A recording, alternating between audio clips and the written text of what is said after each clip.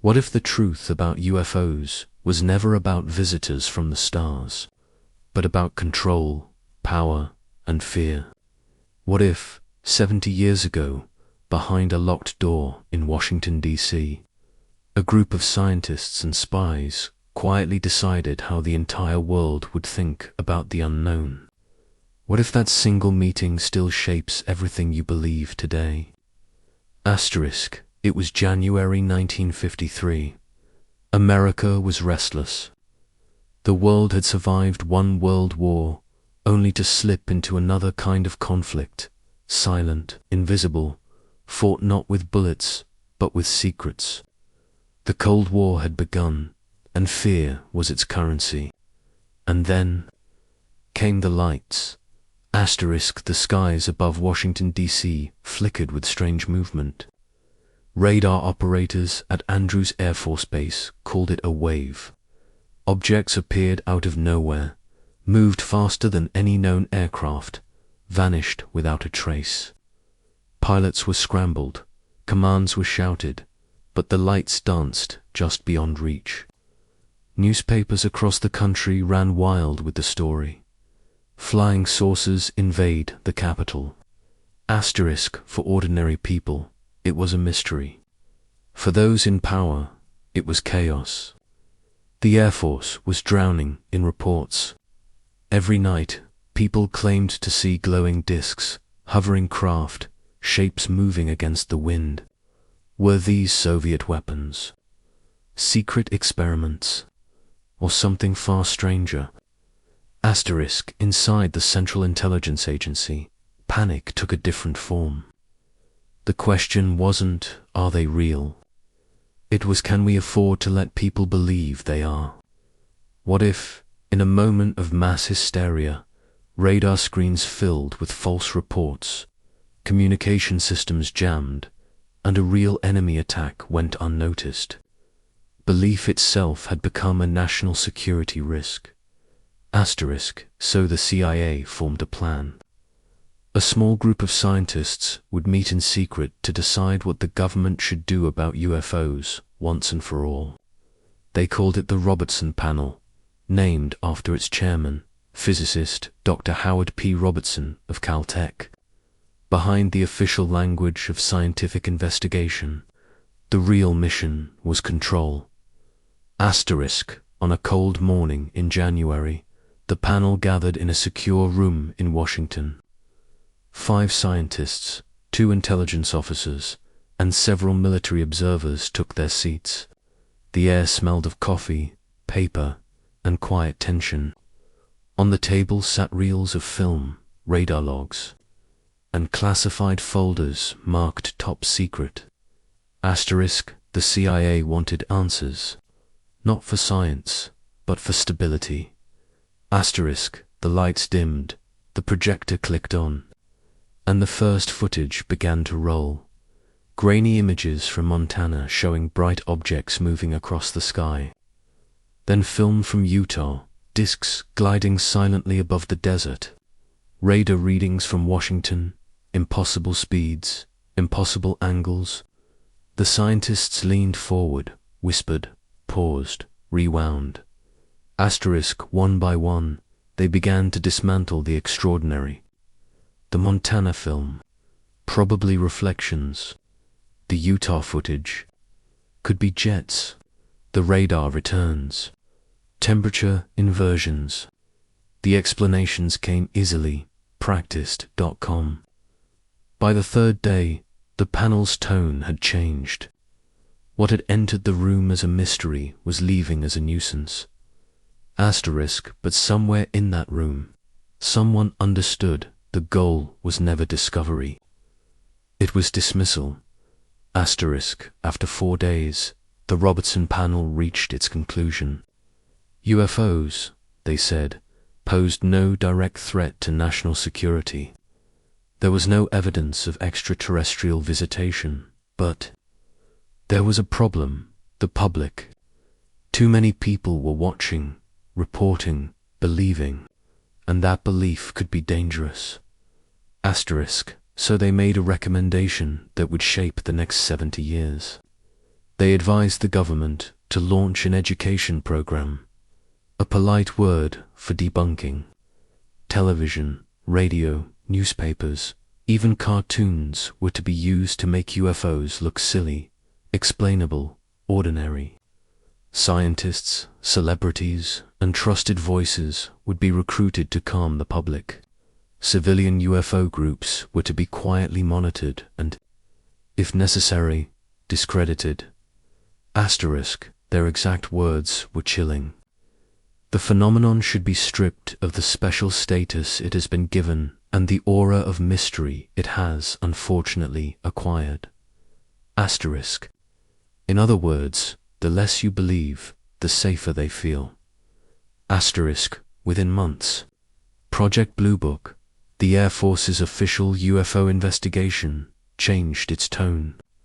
Once an effort to collect data, it became an engine of explanation. Every report had to have an answer, even if that answer didn't fit. Swamp gas, weather balloons, reflections, optical illusions. Those who questioned too loudly were labeled as cranks. The public laughed. The media moved on, and the mystery faded into the background. Asterisk, but not everyone inside the system agreed. Captain Edward Ruppelt, who once led Project Blue Book, later wrote that many cases remained unexplained objects tracked on radar, witnessed by trained pilots performing maneuvers no human technology could replicate. He hinted that after the Robertson Panel, real investigations stopped. The Air Force wasn't allowed to chase the truth anymore, only to protect the story. Asterisk, by the late 1950s. The transformation was complete. UFOs went from a national mystery to a national joke. Scientists avoided the subject. Reporters rolled their eyes, and the public learned to laugh at what once terrified them. That laughter was the sound of control working perfectly. Asterisk, years later, when parts of the Robertson Panel report were declassified, researchers finally read what the CIA had really feared. The danger wasn't alien ships, it was mass belief.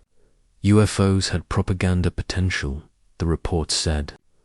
The phenomenon could disrupt the orderly functioning of the United States Air Defense Command. The enemy could use UFO hysteria as cover for real attacks. So, instead of understanding the unknown, they buried it beneath ridicule. Asterisk, but the unknown doesn't vanish just because you stop looking. It waits, asterisk, throughout the following decades. The same pattern repeated. A wave of sightings would emerge. The government would investigate.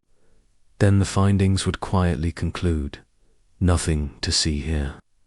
The Condon Committee in the 1960s followed the same blueprint. Even NASA's modern UAP reports echo the same tone.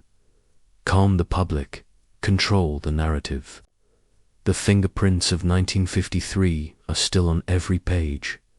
Asterisk, and yet, despite every effort to erase the mystery, it keeps coming back. Pilots report objects defying physics. Navy videos leak, showing craft accelerating beyond explanation.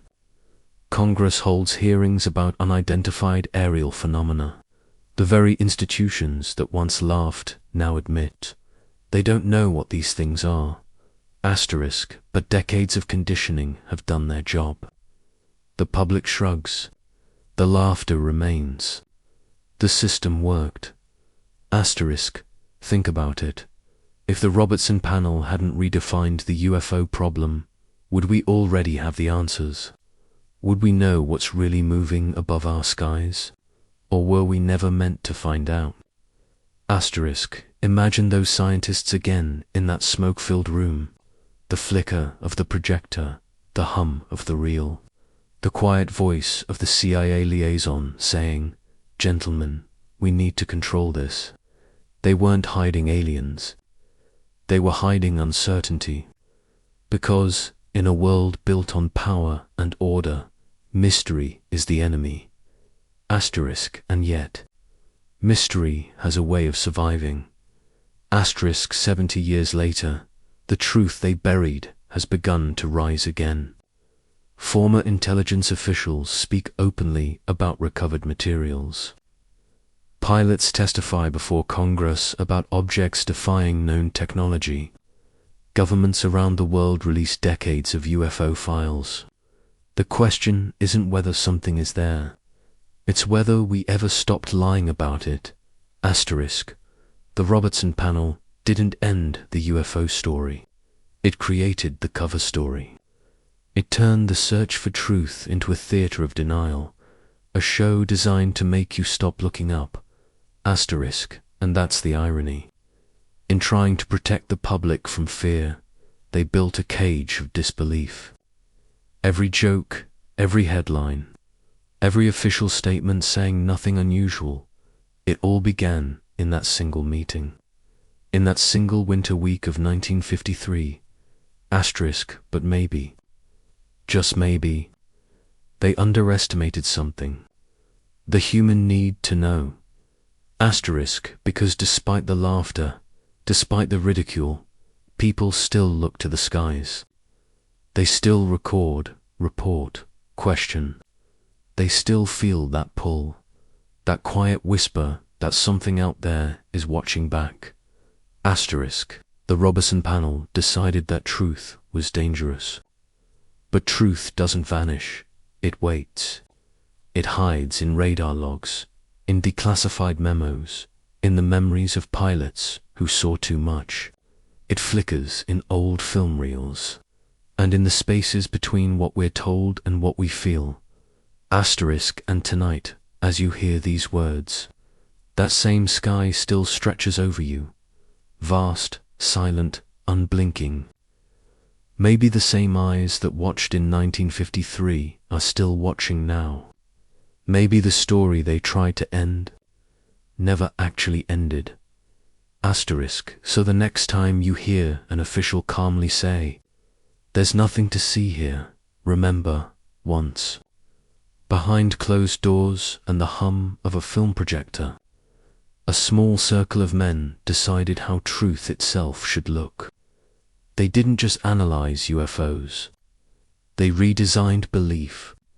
They built a mirror between the public and the unknown, one that reflects only what we're allowed to see.